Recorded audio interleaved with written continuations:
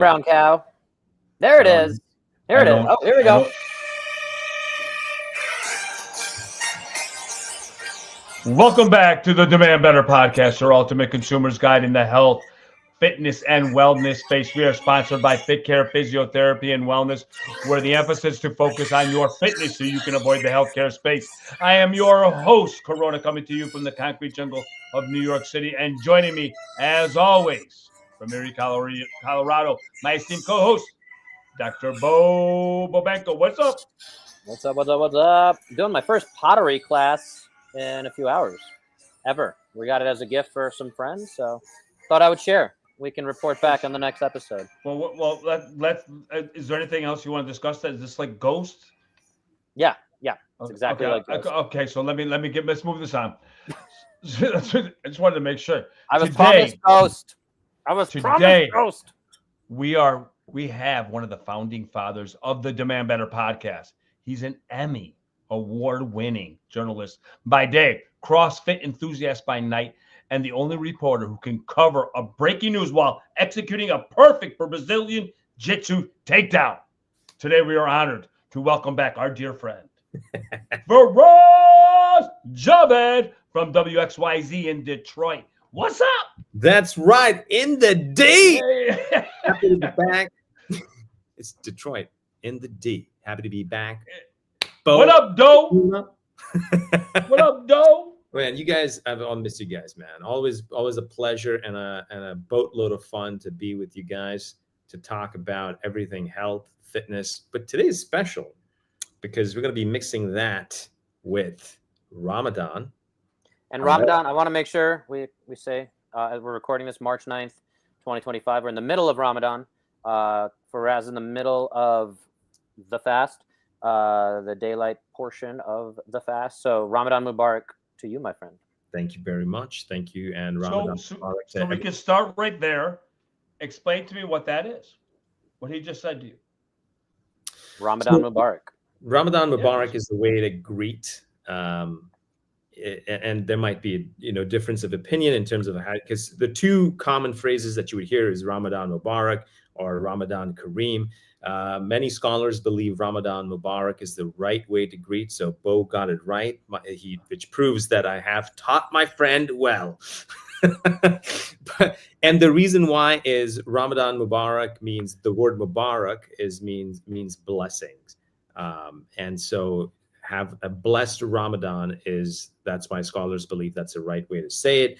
The Ramadan Kareem, the other version, Kareem means generous. So have a generous Ramadan doesn't reflect well because you can't really have a generous Ramadan. You can have a blessed Ramadan. So that's the concept behind that. So Ramadan Mubarak to everyone. So let me say to my friend Faraz, Ramadan Mubarak. Thank you to my brother Corona. Ramadan Mubarak to you too. That's what I'm talking about. So let's talk about Ramadan. Let's give people a little bit of a background on what is Ramadan. So there are obviously a lot of different things I can talk about Ramadan, but it is, and if you're not a Muslim, so I guess the simple way for me to describe it is in this. This is the holiest of month for Muslims. I guess the next one would be when we perform Hajj. But in Ramadan, you basically, practicing Muslims don't eat or drink from dawn to sunset.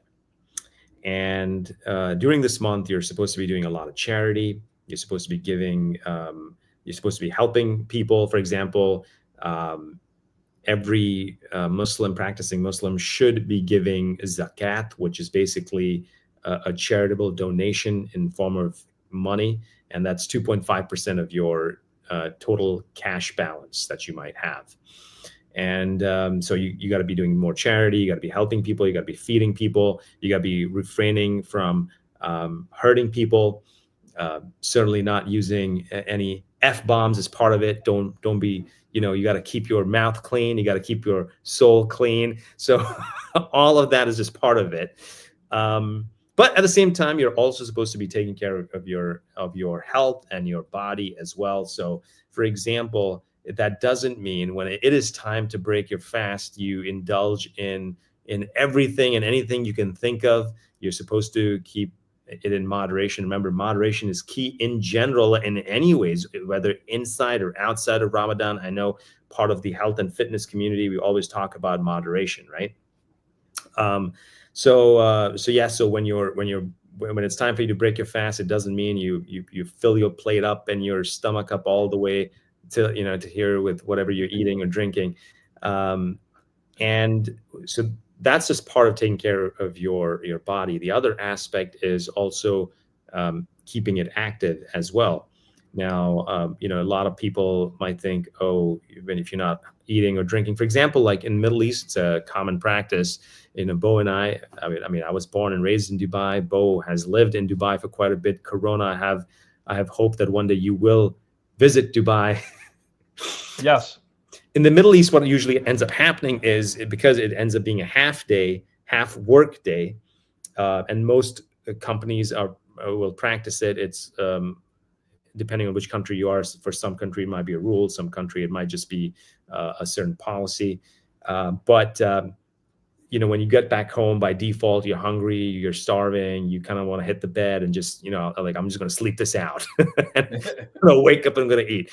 But, the whole point of Ramadan is actually to also understand, what an underprivileged person is going through, what a hungry person is going through, what a poor person is going through when they don't have, bread or water to eat or drink. And that's just part of it. And then obviously there's the spiritual journey where you're doing more prayers and, reading the Quran, the holy book for Muslims. But coming back to health and fitness, the other thing that I always dive into is being active during the month of Ramadan. And that could come in various shapes and sizes. For me personally, I dive into CrossFit and jiu-jitsu. Now, people are wondering, how in the earth can you actually even do that when you haven't got a single, grain in your stomach? And believe it or not, I actually have told Bo this plenty of times. And actually last time when we did a podcast, this time last year, Corona, I don't know if you remember, but I've actually hit PRs during Ramadan while I'm fasting. And Bo and you might be able to fill in the gaps why that happens. But it's just, for me, it's just a weird thing. I don't know, maybe it's perhaps I don't have any inflammation in my body, so I don't feel lethargic. Getting yourself to the gym, I think that's the hardest part. But once you're... We like to say, Faraz, the front door is the heaviest weight in the gym. Right. But during Ramadan, it becomes so much more evident. Like, trust me, there's a lot of there's parts of me that are like, I'm going to take it easy today or whatever. No, but just, encourage yourself, motivate yourself, get to the gym. And trust me, after that, you're not going to feel lethargic. You're not going to feel anything at all. There's this weird energy that I have during Ramadan. I'm able to do CrossFit and I'm able to do jiu-jitsu the same day. There have been days I've been able to do back to back. And guess what? Before I open my fast, that works better for me for multiple reasons, I think, and depending on which part of the country you are. Because another thing you got to also keep in mind is that because you can only open your fast, or you're basically fasting from dawn to sunset, and that will keep changing, in different countries, in different cities. Different days as well. So like what we started off the first day of Ramadan, today is the 9th day of Ramadan. The first day, it was daylight savings. But prior to daylight savings, it was like 6:20, and now we're gonna be at 7:30. Yeah. So all that is changing, right? And it's not only daylight savings; it's also when the sun sets, because every day just keeps increasing. So based on that, for me, to work out after is always a challenge, because I've just finished my meal. And then on top of that, I also go do additional prayers at night as well. So working out at night for me, which is CrossFit and jiu-jitsu, is out of the question, because you don't have classes during that time anyways, around 10 or 11. Well, we did in Dubai. You did in Dubai, right? But not very common in America. Right. Not exactly, right? I think most of the class-based fitness routines, and I think last class probably would be 6, 7 at the most, and after that you don't have any classes. Sure, there might be like an open gym, or your regular franchise gyms where you can just go and do whatever you want to do. But I feel like those, just if you don't know what you're doing, you can so easily be lost. So for me personally, it's always an hour or two before the fast, which works best, because I can go work out, I can hit my targets, I can hit PRs, and then I can come back and replenish. Yeah, see, listen, man, you hear about Ramadan, and you only hear about Ramadan really during basketball season. Like, I'm being serious. I'm being serious. Also, like the World Cup, we every now and then. Yeah, but the World Cup, but that's not every year. I'm talking about like there's some of the greatest basketball players, Kyrie Irving, Hakeem the Dream Olajuwon, Kareem Abdul-Jabbar, Enes Kanter Freedom, Jaylen Brown from the World Championship Celtics. All those guys practice Ramadan at the height of their season, and they go those days, and they excel, and you see them excelling. Is it because you are accustomed and you're older now that you've got a better routine? Or is because I think fitness is good no matter what. So I don't care. Fitness is always good. Yeah. But in terms of you in dealing with Ramadan, because anybody who hasn't fasted would find that very difficult, and then being able to go perform. The big thing is, and perform at a high level, not just show up, but actually perform at a high level. Is that because you're a little bit older? Have you evolved in terms of being able to do that, or is it just the whole the Ramadan experience, and you go through it and it's just the way it is? I mean, look, I think the older you get, the harder it gets. For me personally, I mean, I when in my 20s, I could do 2 workouts with just 4 hours of sleep, and I'd be absolutely fine. Don't even worry about it, right? But now I have to, if I don't get at least 8 hours of sleep, and Whoop tells me I need at least 10 hours of sleep. Yeah. Ooh, look at that. No, he did. You know what he's doing there. You know what that's about, right? That's branding and showing his guns. I think. And trying to and trying to up the algorithm. Right. By showing some skin. It's Ramadan. Control your skin. So jokes aside, it does get hard. It does, the older you get, it does get hard in general. And I know, Bo, and you have spoken about in the past how you can actually overcome that mindset for some, and if it's a challenge for some, you can even overcome that as well. But look, for me personally, I've been doing it as long as I remember. Like, I mean, I'm pretty sure when I was 11 or 12, I'd started fasting. Right. And it's becoming an annual affair. So for me, fasting itself is not daunting at all. I mean, it's just part of, I guess, who I am. And, outside of Ramadan, I also practice intermittent fasting. But that, for me personally, I don't eat anything or after 6 p.m. for the most part. I always practice not eating after 6 p.m. and then waking up next morning and having a king's breakfast like around 8 or 9 a.m. And then some people try a different version of it. They might, they might fast throughout the day and they just have one meal at night. And I guess you can play with that stuff. But Ramadan, you can't do that. You've got a set rule, which you can't eat or drink. And when I say drink, there's not even water, by the way. I just want to clarify that, because a lot of people think, oh, you can't just eat, but you can have a cup of coffee all throughout the day. No, we're talking about no liquid. So there's no water, there's no coffee. Obviously, alcohol is not allowed anyways, whether in Ramadan or outside Ramadan. So that's out of the question. But I think for me, and it's interesting that you bring up these athletes. I think if you ask them, granted, I personally have never asked them, the athletes that you mentioned, the basketball players, but some of the athletes that I meet here in my profession, football players, for example, like high school football players and athletes, basketball, They tell me, which I agree with, that during Ramadan, although there is a certain energy that you can drive from being hungry and thirsty, and you're giving it your best, there's also that spiritual connection as well, that I'm not going to allow this or anything to break me. I have to achieve that goal. It is business as usual. And there's also the sense of elevation when people look at you saying, oh my gosh, you haven't eaten, you haven't had water, and you're still pushing through. It's an amazing feeling to have, like, I'm doing this for the greater good type of thing.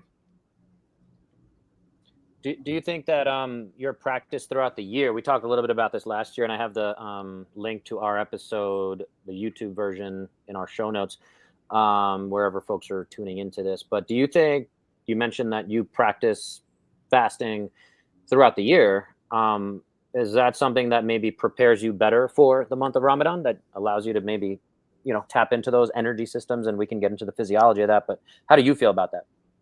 I mean, maybe I don't primarily think so, because, like, remember, the intermittent fasting that I'm doing is like from 6 p.m. Onwards till like 8 or 9 a.m. And if you think about it, most of those hours I'll be asleep anyways, right? So I cruise through it. Whereas during Ramadan, that's not an option.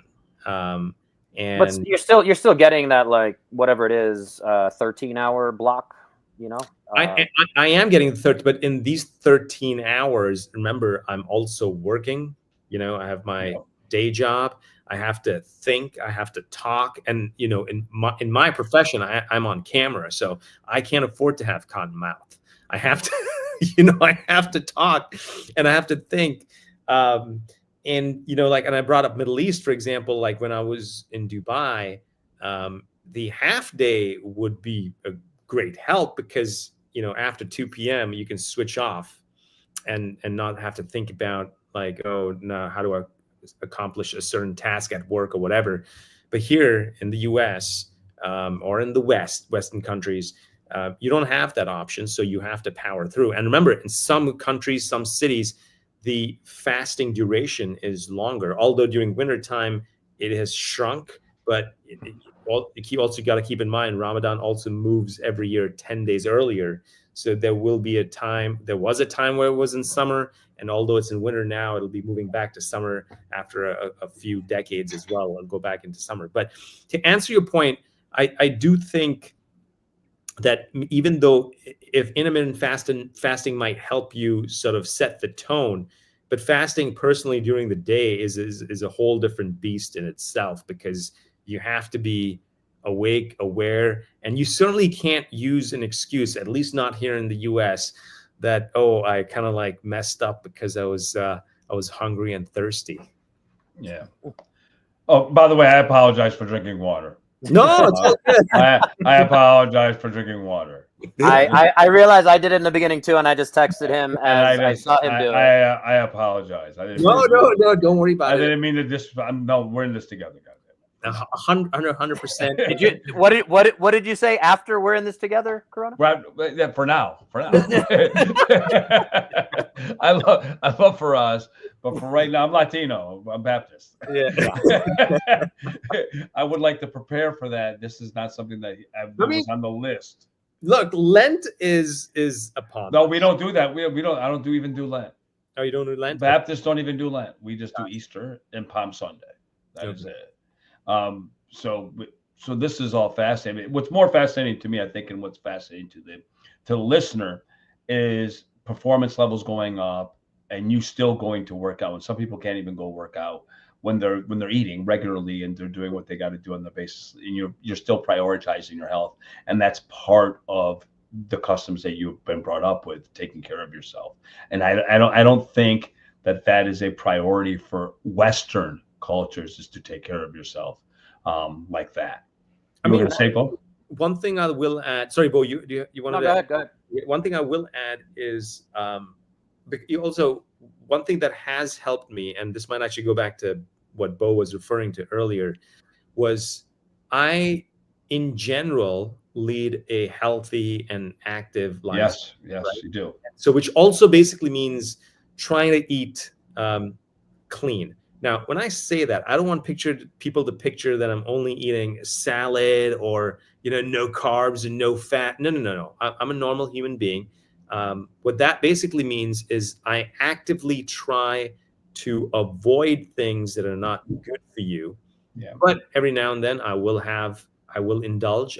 Because I think at the end of the day, I know you and I have spoken about this, is what is the most sustainable way of achieving our health and fitness goals. Sure, people can do, a fat diet for X amount of weeks or months, but we all know none of that is sustainable. At some point, 100%. you will crash and burn, right? If there was, I'll jump in and say, if there was one perfect diet, everyone would be doing it. We would have found it by now. 100%. We would have found it. We would have branded it. We'd all be rich. And even, let's say, even if there is someone out there or some people out there who say or believe they've found that diet, keep in mind, it will only last for a certain amount of time. And after that, your body just gets used to it and it'll just reject it because it won't make that impact anymore. It's because I keep hearing about, all this thing, the juicing diet, or, do this and that. And I've lost so much weight. Great. Fantastic. But you know what? It ain't sustainable. You can't do that. Anyway, so point being that I wanted to add is that you also have to plan out during Ramadan. If you're, for example, if you open your fast with greasy food and fast food and all the kind of food you shouldn't be eating in general anyways, that thing is you're going to be carrying that to the next day. And guess what's going to happen? You're going to be lethargic. You're going to be tired. So are you going to be in the mood to go work out? Chances are no. So when you break your fast, you want to be, and I get it, after an X amount of hours of fasting, you got certain cravings building up. Moderation is key, but also make smart choices. I think that's the key. So instead of going for a fried chicken, perhaps a grilled chicken, you're still having chicken, but I might just do grilled chicken. So if you make those smart choices, am I indulging in too much dessert? Okay, fine. I've got a bit of sweet tooth. Maybe I might look for a sugar-free option or a low sugar option. Or how do I maybe reduce the portion size? Maybe that might be one way to do it. But keep in mind, you've got to start planning that. You have to keep in mind that what I'm going to be eating right now, that's going to be sticking with me to the next day. Also, there's another thing that people forget is, which is highly recommended, is the pre-fast meal, which is just before dawn kicks in. And it's recommended in the religion to have a small meal. Now, usually people end up having the heaviest of meals. That's what I would think. With simple carbs and less nutrient-packed foods, and the next thing they know, and after about a few hours, they crash and burn. Mm-hmm. Their energy levels plummet, and 100% they won't have anything to sustain in the gym at all. So these are some of the things that you have to think about. Once again, it's all part of leading a healthy and active lifestyle. It just can't happen that you wake up one day and say, all right, it's Ramadan and I'm going to be starting working. Well, and we always do an episode around New Year's time. And I think there's a lot of interesting parallels to New Year's and setting goals. I was going to say earlier when I was rudely interrupted. No, I'm kidding. But sorry, brother. what I was going to say earlier is you kind of alluded to it is getting to the gym is even difficult for you, and this is part of your life. Timing that, planning it, those are the things. Having accountability, being able to really have that. It's 1/12 of the year, right? It's a full month. It's a pretty significant chunk. That's 8.5% if we want to do the math. I think that's correct. Anyone double check me on that one? But 8.5% of each year that you have that. But to your point, or what I wanted to get to is setting up those systems all year round. So you don't have to obviously follow the exact rules, but understanding that moving towards a healthier lifestyle might be the time. And it's very interesting too, in terms of spirituality. And I've certainly heard in the fitness space, even people saying, like my health, some people say, it's for my children. It's for myself. Some people say I'm gonna, my body is my temple, but then they turn that into a little bit of like, yeah, I'm working out so that I can kind of honor my spirituality in some capacity and say, this is a gift, and there's some interesting parallels there. So I don't know if you have any of that connection as somebody who's very active and fit, but do you resonate with any of that? 100%. I mean, look, at the end of the day, if you remember, I started off with one of the few things that I mentioned was, taking care of your body is part of the religion too. It's part of Ramadan as well. You can't be just, indulging in all these sweet treats and fried food, and next thing you walk out of Ramadan with diabetes and high blood pressure, right? That is harming yourself, and that goes against the religion, and one shouldn't be doing that in general anyways, whether you're practicing Ramadan or you're not practicing Ramadan. If you want to lead a healthy and active lifestyle, those are some of the choices you have to make. It's eating smart, and even working out smart too. Because at the end of the day, Bo, and I know you as a trainer, I don't know how many times, Corona, you've come across this, but when Bo was in Dubai, he would get this question a lot, like, how hard should I go? Like, if it's Ramadan, should I go even harder this month? And because I'm already in a fasting state, I'm going to burn more fat and all that, which most trainers, which actually would ironically revert back to keep it moderate. Moderation is key once again. Actually, let me ask both of you this question, though, because I keep getting asked this question. During Ramadan, when people are fasting, how easy is it actually to burn more fat as opposed to muscle?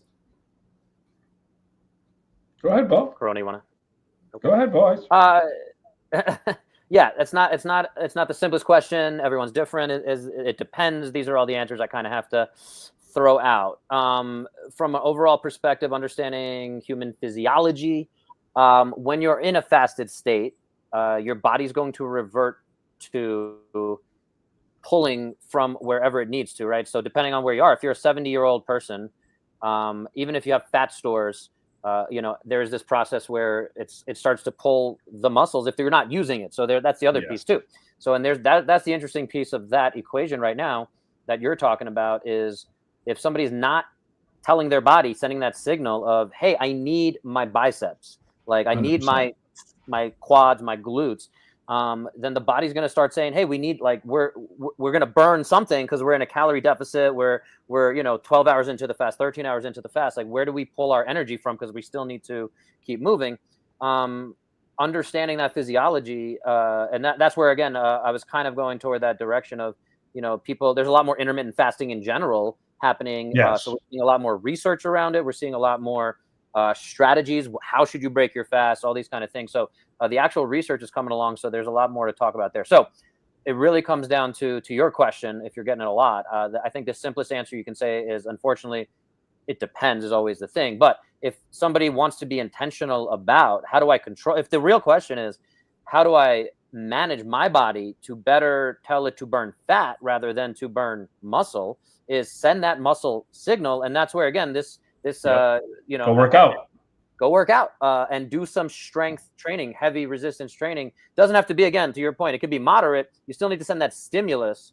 So it's all about that stimulus. So if I can go in, whether I'm in a fasted state or I'm doing it maybe after I break my fast and have a very strategic timing, that's where you want to work with, again, a trainer, someone like me, someone like Corona, someone who understands these concepts to say, cool, if I do, the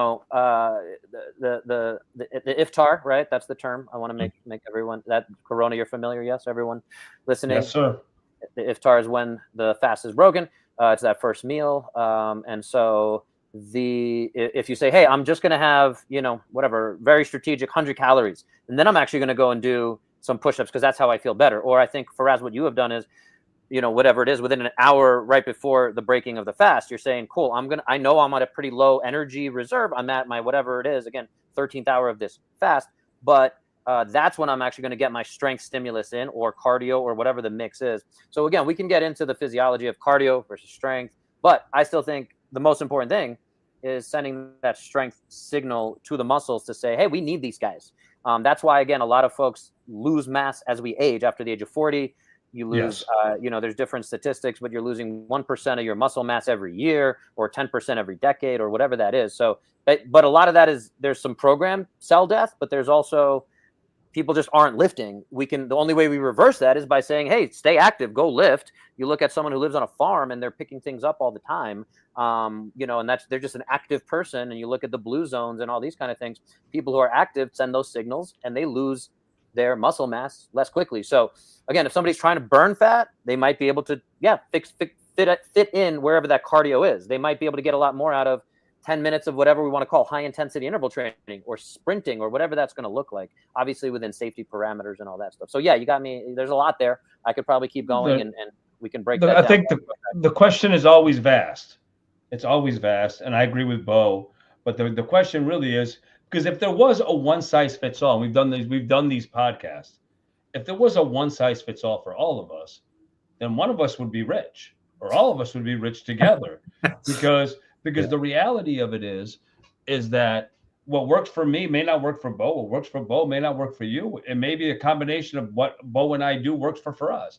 I mean, it all depends on what we're doing.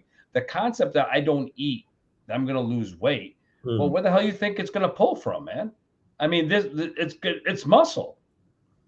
It's muscle. And as you get older, it'd be nice. It'd be nice if it just pulled from the fat, right? But yeah, it would be great. It would be great. It'd be great if it was. Then again, there'd be no obesity. There wouldn't be.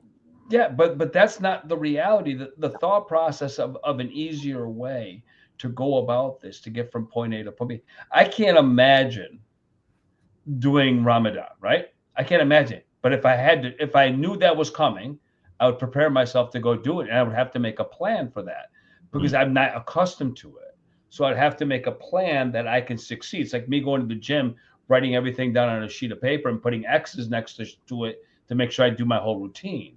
But I think the general public looks at it and it's like, oh my God. And it's this major thing for them. But you're accustomed to this.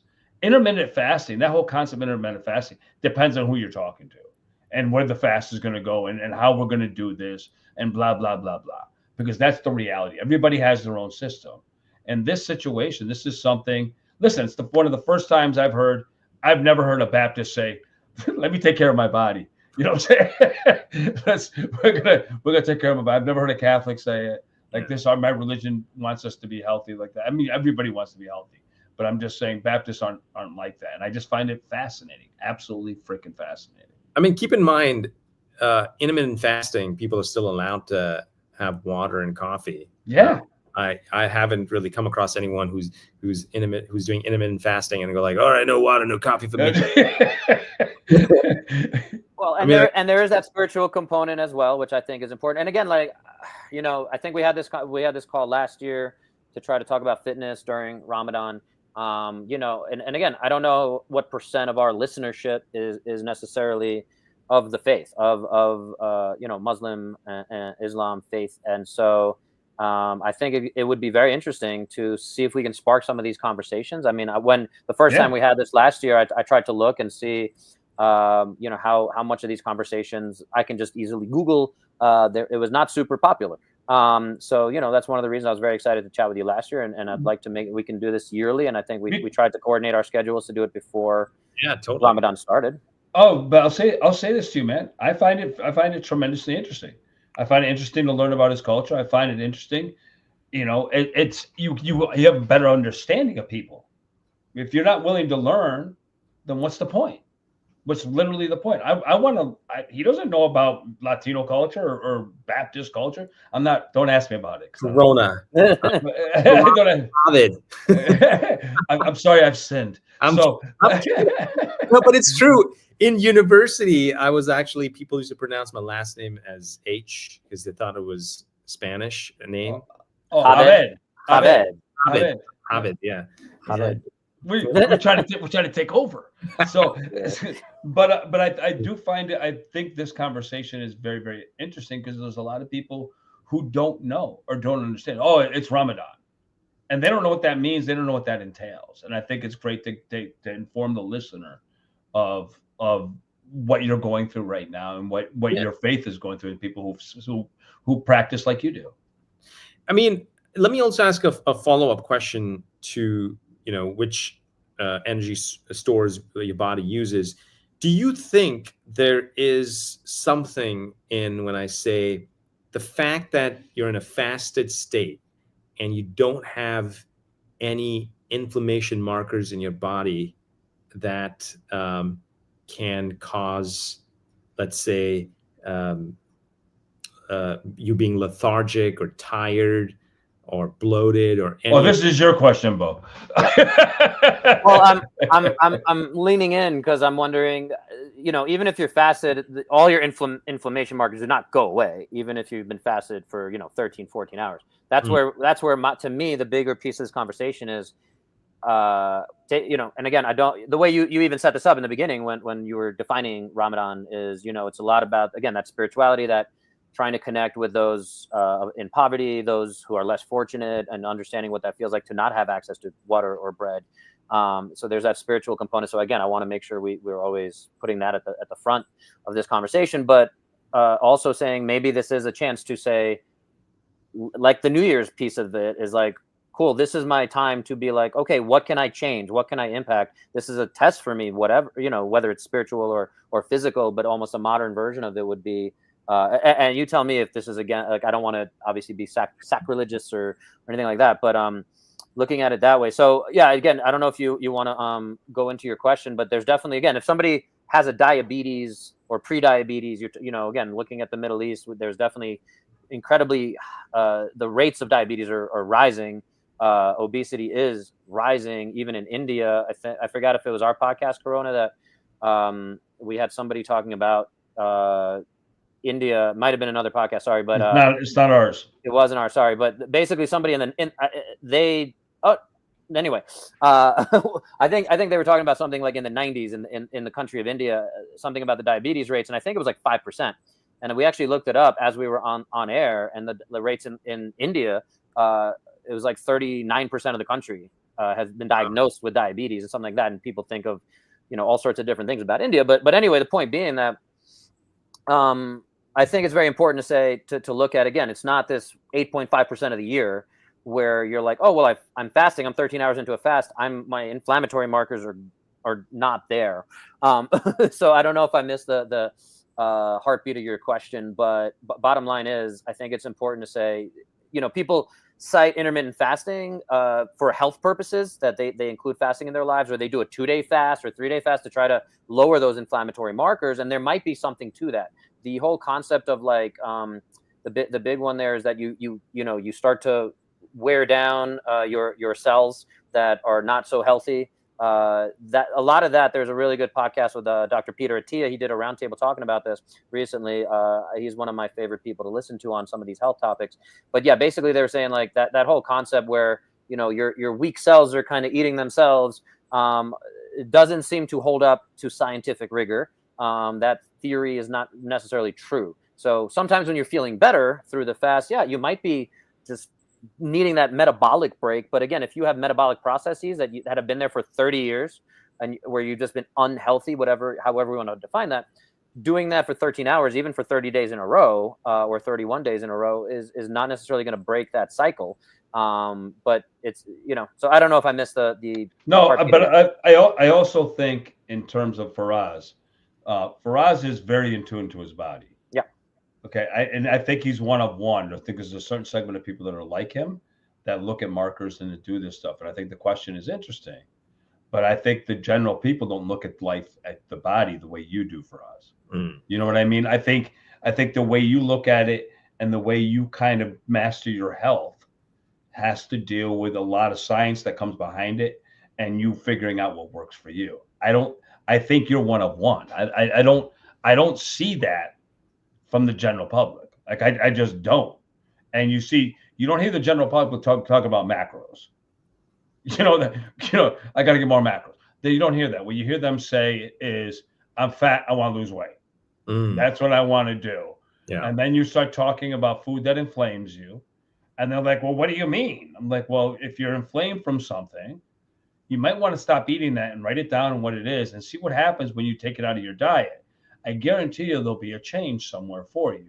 And when that happens, if they're willing to do it, they'll do it. But I don't think, like, I understand your question, but the reason I passed it over to Bo was because your question isn't what we deal with. And I don't think many people look at the whole, even Ramadan, I don't think people look at it the way you do. In aspects. Don't get me wrong, because I'm not trying to be sacrilege either. No, I get it. I get it. I mean, look, at the end of the day, for me, Ramadan is 100% it's rejuvenation, right? The spiritual journey for me in Ramadan is 100% huge. Like, there's no denying that. But in a strange way, I also kind of like use this month to reset my body, and only because I bring that as, we're here to tie in health and fitness, and I think that is what I do during the month of Ramadan. I'm able to kind of like go through this cleanse in a weird way as well, where I'm not indulging in certain food groups or what I would in throughout the rest of the year, for example. And then my workout patterns change, my fasting pattern has changed, all of that. Like, for example, like the meal before the fast starts, which is called suhoor, that I personally throughout the year, I don't have it, because that would happen just before dawn. So these days it's like around, well, today it's at 6:30, but yesterday, before the daylight savings times kicked in, it was 5:30, right? So I personally would never have a meal around that time. Yeah. I'm 90 years old. It's only when I eat. I'm going to jump in and say, to kind of wrap these up a little bit, just for the sake of time, a little bit to respect the listener and you, Faraz. Thank you again for connecting with us today. Circling back on this, we'll hopefully make this again a yearly thing. And so, to me, the way I'm thinking about as we're going through this conversation is, one, there's the preparation for knowing Ramadan's coming. Just like, again, sometimes people, New Year's is an interesting parallel to this, because you have Thanksgiving, you have Halloween, then Thanksgiving, then you have like the Christmas season. For most folks, Christians, whatever, Americans, whatever we want to call it. But you have that interesting lead up, almost like a 3-month lead up, where kids are going back to school. Also, there's all these lifestyle factors, and then you have New Year's as that kind of like reset. And then you get hammered. Oh, my bad. But then there's dry January or sober right. October in there to like be like, oh well, things are coming, whatever. So some of these interesting things have emerged where people are like, yeah, maybe we should moderate some of this. So anyway, there's this like lead up piece to it. Then again, I don't know how often it's talked about, because you're very devout, and I know you're praying 5 times a day. You're going to mosque. How often do you actually go to mosque? Well, Friday for sure, Friday prayers, and then anytime in between if I am out and about. And so I usually carry a praying mat with me. So whenever I'm working, I'm out and about, I'll pray out on the street. Well, I don't want to say street, but watch out for the cars. No, like sidewalks or whatever, a parking lot, or and then if there's a mosque nearby, then I just go and pray in the mosque. Go ahead. So I just got a quick question off of that. Yep. You're very, very devout. So does work get in the way? Does that make you change your routine? Well, I mean, that's, obviously that probably would be a conversation in itself, but the short answer is yes, it does get in the way. There are certain times where, as much as I wouldn't want to, I wouldn't have the time to pray. And I know, for certain people, that's like, no, you got to keep, religion first. And I respect that. I understand that. But there are times that, I am not able to pray. I might be in a certain location or a certain place where, a prayer would not be, would be hard to accomplish. So that's why I would have to skip it. But yes, the work does get in between. Yeah. So to come back, sorry, to this. So there's that preparation piece leading up to whether it's, again, this New Year's cycle or this Ramadan cycle, if we can call it that. Then there's the Ramadan for you that we're talking about here. And then again, for other folks, I wanted to bring in this whole concept of like Whole30 became very popular. Anyone not familiar? Was this system? I know Faraz is familiar. Corona, have you heard of that one? I've heard of it. I don't know. I didn't dive into it. Yeah, so it became a very popular, especially in kind of the CrossFit space, and I think a little beyond that, of this food challenge where people are like, you're not, and there's very strict rules. Yeah. The reason I'm bringing it up is because it would be 30 days where you're eating very clean. You're only allowed to eat pretty much whole processed foods. Ghee is allowed, but butter is not. There's no dairy. There's no gluten. There's no. You're trying to eliminate all these things. What I had heard, most people, 30 days, they do pretty well. It's nice to have that gym accountability. You would lose a point. Oh, I had one cheat. I had a glass of alcohol, a dinner function, whatever. You would lose points or whatever. You'd have to kind of admit it. Anyway, point is, a lot of times, and this is being very judgmental or but a lot of based on what I saw was on day 31, whole 31, or new cycle. Again, people would then be like, hey, I did 30 days. I felt good. Now, day 31, I'm going to go have pizza and a little bit of what you're talking about, breaking that fast. Instead of fried chicken, can you have grilled chicken? Did you actually learn anything from the experience was kind of the point I was getting to there. And I just saw that whole 30 be like, yeah, every time I would do it, I feel better. But then day 31, it didn't create sustainable change. And now we talk about, diets there, things like that. So that's the third part to me, is leading up to it, the kind of going through the process, whether it's this month of Ramadan or whatever, whole 30 or anything like that. And then there's the aftermath, so to speak, of did we learn from it? Can we get better for the next cycle? I feel like a lot of times in life, it's easy to do the thing in front of us. And most people, if there's a lot going on in life, people struggle with all sorts of different things. And I want to acknowledge that. But at the same time, that's the challenge here. That's the conversation to me, of can we learn from these pieces? And I don't know if that context has anything for you, Faraz, of it sounds like you're already doing that.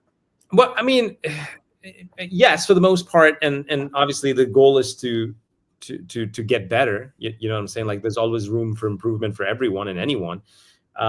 But I think one thing that you mentioned, Bo, is interesting, is like, I guess at the end of the day, one has to find that motivation behind and the purpose behind anything they're diving into, whether it is Ramadan or when you wrap up Ramadan, or you might just be intermittent fasting. You need to have the purpose, the motivation behind it, which will help you continue. So even if you're doing whole 30, for example, and day 31 is like, all right, I'm done, tick, check mark. Did you really do it because you wanted to tick off something, or were you motivated enough, or did you find a new purpose to continue with it? And I think that's the biggest thing. And if you're able to find that, if anyone's able to find that, stick with it. And essentially that's what it is. I mean, anything in life, whether anyone that you see successful, they've found the motivation and purpose behind that success, and that's what keeps driving them to do that. And I think that resonates with fitness and health as well. Yeah, and that's every time we have our New Year's resolution episode, the number one thing we say is don't set goals. It's nice to say I want to lose 15 pounds or whatever, but it's set a process. So if you're setting that process, and that's what you were alluding to a little bit of, like, I know I have to get to the gym. I'm going to do it 4 times a week or 7 times a week or whatever it is. And I know that within Ramadan, the only time I'm going to be able to do that is at, an hour before the sun sets, based on my schedule, based on all the things, my energy levels, all that. So setting that process is one. The other one is identity. And I think we talk about you being someone who identifies as a healthy, fit individual, and those are priorities for you, values. A lot of folks, I think, miss that piece of identity. Again, whether it's within your religion, whether it's someone who's at the gym who does Whole 30 once or twice. But again, that identity is like, oh yeah, in college I drank beer and had pizza and this and that. Versus being like, cool, my identity is to be the healthiest version of myself I can be. And again, it sounds almost cheesy, corny when I say it, but some of that needs to come out together. Back to the process one, I did want to, I don't actually know if I spoke about this with you, Faraz, but I've been trying to implement, and I admit I'm not the best at it even there, because I haven't fully identified with this concept, but the power of gratitude is something that I take very seriously. I try to always work on that in some capacity. In what I post in my social media, even I try to include that in there somewhere. But I took this from Neil Brennan and a conversation he had with Rainn Wilson, who played Dwight Schrute in The Office, most famously. And so they were talking about, and Rainn Wilson's very exploratory and spiritual stuff, very interesting background on his thing. But they got to the concept, and Neil Brennan still talks about this, that he thought, again, using the practice in Islam of praying 5 times a day, that expressing gratitude 5 times a day. He was like they've been doing this for thousands of years. Like that seems right. Like the human body, brain, whatever needs to like constantly be. You're gonna be better if we can take this moment and be like, hey, like, and whatever it is. He says he just writes out, like Neil Brennan says he writes out, like, you know, I'm lucky enough to be whatever, a white man in America. Like Bo, the odds of being born that way are very rare. Go ahead. Season 2, Episode 8, we had Dan Lerner, who teaches the #1 class at NYU, The Science of Happiness. And there was a piece in that where Dan talked, where he discussed a gratitude journal actually makes you live a better life. People that he's had experience that do it usually have better outcomes. So maybe we should listen to Season 2, Episode 8.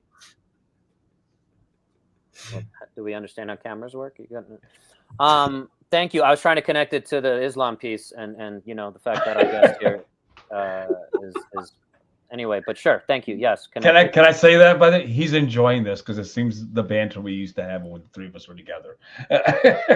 That's right.